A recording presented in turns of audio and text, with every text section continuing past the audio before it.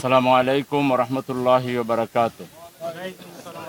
আলহামদুলিল্লাহি রাব্বিল আলামিন ওয়াসসালাতু ওয়াসসালামু আলা রাসূলিহিল কারীম ওয়া আলা আলিহি ওয়া সাহবিহি আজমাইন। উত্তরা মডেল থানা জামাত ইসলামী আয়োজিত আজকের এই ন্যায্য মূল্যে খাদ্যদ্রব্য বিক্রির যে উদ্যোগ, সেই উদ্যোগের আজকের এই আয়োজনে উপস্থিত জামাত ইসলামীর অন্যান্য নেতৃবৃন্দ এবং প্রাণপ্রিয় আজকের উপস্থিতি। জামাত ইসলামী সেই দল, যেই দল মানুষকে কল্যাণের দিকে আহ্বান করে অকল্যাণ থেকে বিরত থাকার জন্য বলে, এবং জামাত ইসলামী আল্লাহর দেয়া বিধান অনুযায়ী এই বাংলাদেশকে একটি কল্যাণ রাষ্ট্রে পরিণত করতে চায়। বিগত 53 বছর যারা দেশ শাসন করেছেন, তারা যে বিধিবিধান দিয়ে দেশ শাসন করেছেন, এটা আল্লাহর পক্ষ থেকে দেয়া বিধিবিধান নয়, এটা মুহাম্মদুর রাসূলুল্লাহ সাল্লাল্লাহু আলাইহি সাল্লামের প্রদর্শিত কোনো আইন নয়, বিধিবিধান নয়। এটা হচ্ছে মানুষের তৈরি করা, মানুষের মস্তিষ্ক প্রসূত আইন দিয়ে তারা বিগত দিনে দেশ শাসন করার চেষ্টা করেছেন। তারা কমপ্লিট সারেন্ডার করেছেন। আমাদের দেশের সবচেয়ে দানবীয় সরকার ছিল হাসিনার সরকার। এই হাসিনা বাপখানা এরকম, সে রাত্রে দিন বানাইবে, দিনে রাত বানাইবে, সে যা বলবে তাই হবে। আপা আপা আপা করে লোকেরা মুখে ফেনা তুলে দিত। কিছু দালাল, সাংবাদিক, মিডিয়া সহ সবাই আপা আপা আপা আপা। তো সেই হাসিনা তার দল সারেন্ডার করেছে যে বাজার আমরা নিয়ন্ত্রণ করতে পারবো না। আমরা এমন চোর বানাইছি, এমন সিন্ডিকেট করেছি ব্যবসায়ীদের, চোরদেরকে দিয়ে আমরা এদেরকে নিয়ন্ত্রণ করতে পারবো। কমপ্লিট সারেন্ডার করেছে, বাজার নিয়ন্ত্রণ করতে পারবো না।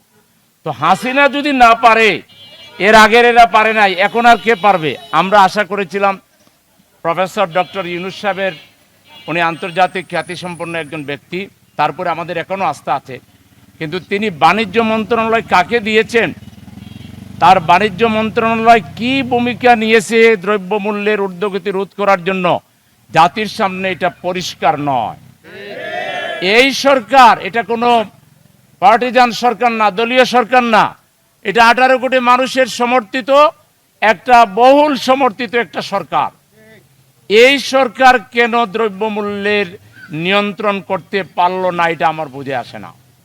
এ থেকে বোঝা যায়, একটা বুঝে আসছে আমার, একমাত্র আল্লাহর ভয় আছে, আখিরাতের ভয় আছে, মানবের প্রতি দরদ আছে, এরকম একটা রাজনৈতিক দল এবং তার কর্মী ছাড়া এই দেশকে কেউ ভালো করতে পারবেন না। ইউনূস সরকার সাহেবের ব্যর্থতার মধ্য দিয়ে এই জিনিসটা জাতির কাছে আরো পরিষ্কার হলো। আমরা জামাত ইসলামী এই 53 বছরে সবচাইতে বেশি ষড়যন্ত্রের শিকার ছিলাম, নির্যাতনের শিকার ছিলাম। এমন একটা সরকার বলতে পারবে না বিগত যে 3টা সরকার দেশ চালাইছে, যারা জামাতের উপরে খড়গ চালায় নাই, নির্যাতন করে নাই, নিপীড়ন করে নাই, গলা কেটে লাশ পুকুরে ফেলে দিয়েছে।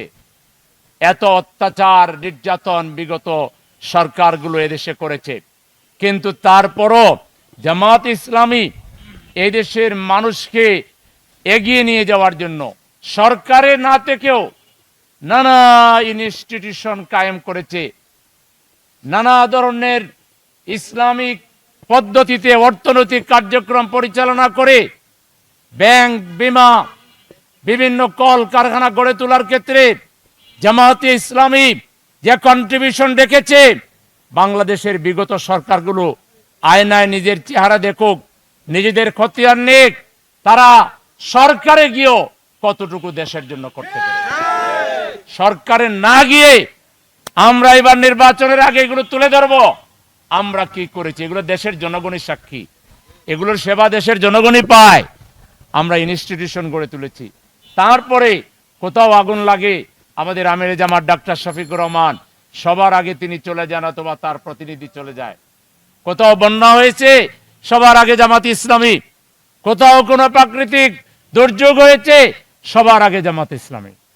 জামাত ইসলামী ক্ষমতায় যাওয়ার জন্য, ভোট পাওয়ার জন্য এগুলো করে না। ভোট পাওয়ার জন্য যারা এগুলো করে, এই যে এখনো তারা কামাই করতেছে, হাজার হাজার বিলিয়ন বিলিয়ন টাকা তারা কামাই করতেছে ভোট করার জন্য। ভোট করার জন্য এইরকম কাজ করা লাগে না, রোদে দাঁড়াইয়া বিক্রি করা লাগে না। ভোট পাওয়ার জন্য তারা চাঁদরাইতে আইসা এই যে চাঁদাবাজির টাকা এগুলো বিলি করিয়া তারপরে পাশ করিয়া গিয়ে আবার আপনাদের উপরে বাস ঢুকায়। আমরা জামাত ইসলামী ভোটের জন্য এগুলো করি না, আমরা জামাত ইসলামী মানুষের কল্যাণের জন্য এগুলো করি। যখন আমাদেরকে মাইরা বর্তা বানাই ফেলতেছে, কোথাও দাঁড়াইতে পারি না, তখনও আমরা কোথাও শিলাবৃষ্টি হয়েছে, কোথাও বন্যা হয়েছে, কোথাও হিন্দু সম্প্রদায়ের লোক মারা গেছে, আমরা সবার আগে সেখানে ছুটে গিয়েছি।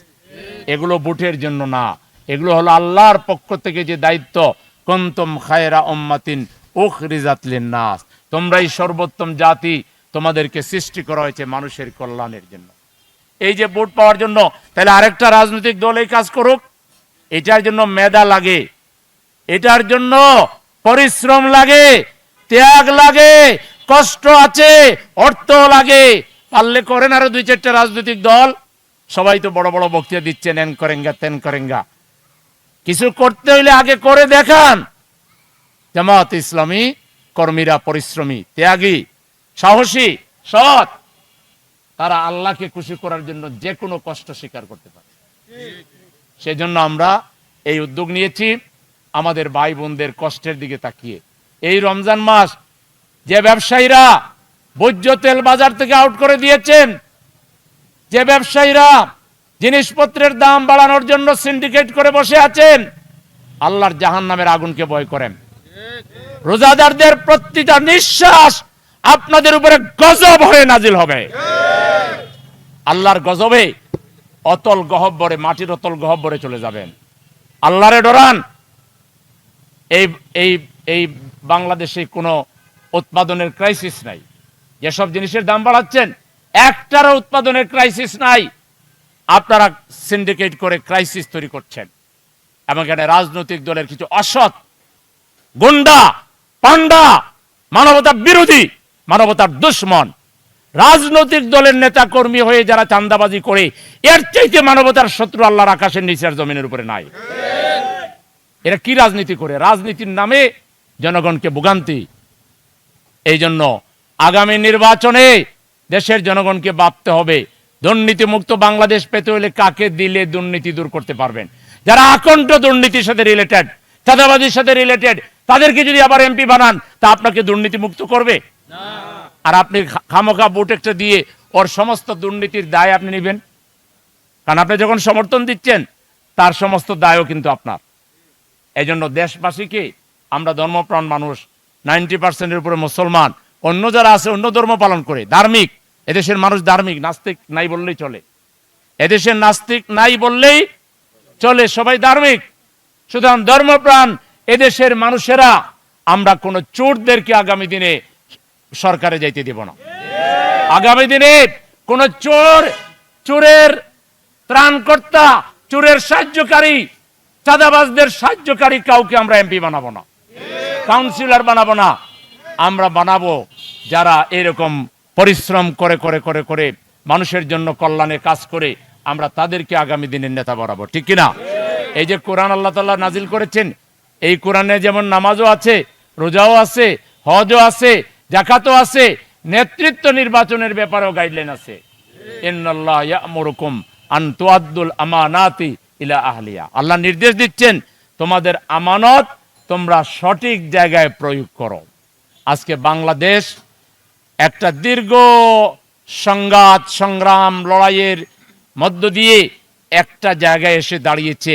এখন এদেশের নির্বাচক মণ্ডলী যারা, ভোটার যারা, তাদের উপরে আগামীর বাংলাদেশের ভবিষ্যৎ নির্ভর করছে। রাজনৈতিক দল হাঙ্কি বাঙ্কি অন্য কথা এসে কইবে, তারা এন করেছে, তেন করেছে, আরো কত কিছু করবে। কিন্তু যারা দুর্নীতি করেছে, এরা দুর্নীতিকে মুক্ত হবে এমন কোন ঘোষণা তারা দিতে পারবে না। তাহলে সব রাজনৈতিক দলকে ইশতেহারে ঘোষণা দিতে হবে, আল্লাহকে সাক্ষী রেখে আর জনগণকে সাক্ষী রেখে, যে তারা 1 টাকার কোনো দুর্নীতি করবে না, স্বজনপ্রীতি করবে না, চাঁদাবাজি করবে না, টেন্ডারবাজি করবে না, খুন করবে না, ধর্ষণ করবে না, শিক্ষাঙ্গন দখলের চেষ্টা করবে না। রাজনৈতিক দলকে ক্লিয়ারলি ইশতেহারও বলতে হবে, জাতির সামনে বলতে হবে। আর না হলে আবার ভোট পাওয়ার স্বাদ দেশের জনগণ মিটাই দেবে। ঠিক কিনা?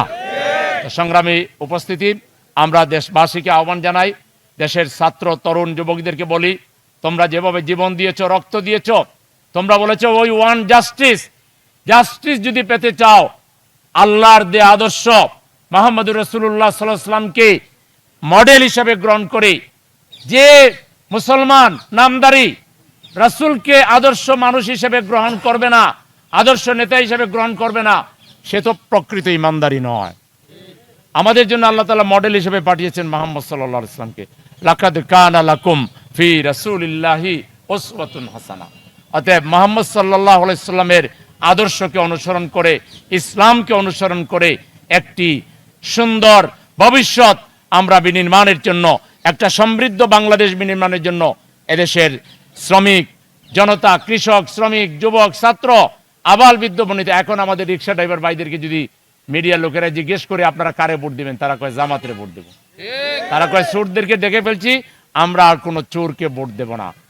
সুতরাং আমরা এই রিক্সা ড্রাইভার ভাইদের জন্যই কাজ করছি, আপনাদের কষ্ট লাঘবের জন্য। সারাদিন কষ্ট করে 300-400 টাকা ইনকাম করেন, মালিককে দিয়ে দেন অর্ধেক, তারপরে যে টাকা থাকে এদি চাল কিনবেন না, ডাল কিনবেন না, মাছ কিনবেন, কিছুই তো কেনা যায় না। সেই জন্যই আমরা সাধারণ গরিব মানুষকে এই কষ্ট থেকে রেহাই দেওয়ার জন্যই মূলত আমাদের এই কষ্ট। আমরা নামাজ পড়ি, রোজা রাখি, আমরা আমাদের দলের অনেক কাজ আছে, কিন্তু তারপরও এই কাজটা আমাদের করার কথা ছিল না। আজকে যদি ইউনূস সাহেবের সরকার এখনই সিদ্ধান্ত নেন, প্রয়োজনে তারা আমাদের কাছে লোক চাইতে পারেন, আমরা অনেস্টলি বলছি, ইউনূস সাহেবের সরকার যদি আমাদের কাছে লোক চান, সারা বাংলাদেশে আমরা নীরবে লোক দিয়ে দিব। সিন্ডিকেট ভাঙতে আমাদের 1 সপ্তাহ সময় লাগবে। হয়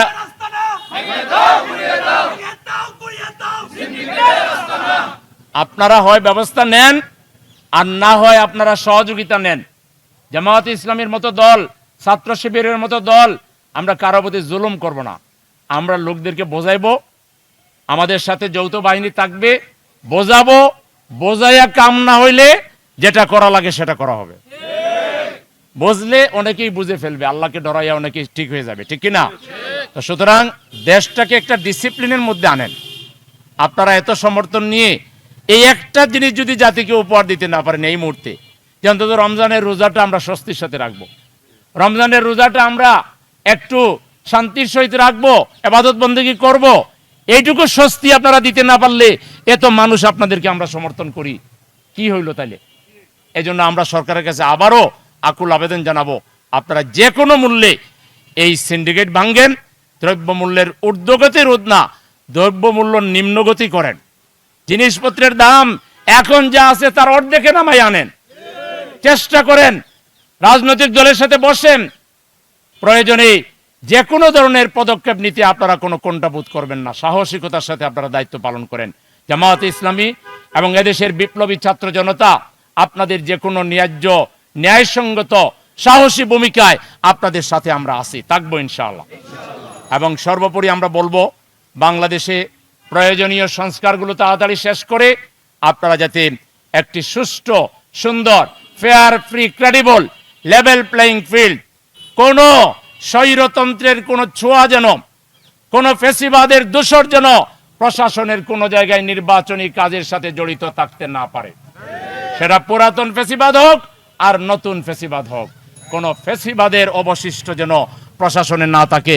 সব কিছু ঠিকঠাক করে নির্বাচন আপনারা দিবেন, আমরা সেই ব্যাপারে আশাবাদী, এবং আমরা আশা করি আপনারা পিআর পদ্ধতিতে নির্বাচন দিবেন, যাতে দেশের সব রাজনৈতিক দল পার্লামেন্টে যেতে পারে, সব ইসলামী দল যাতে পার্লামেন্টে যেতে পারে।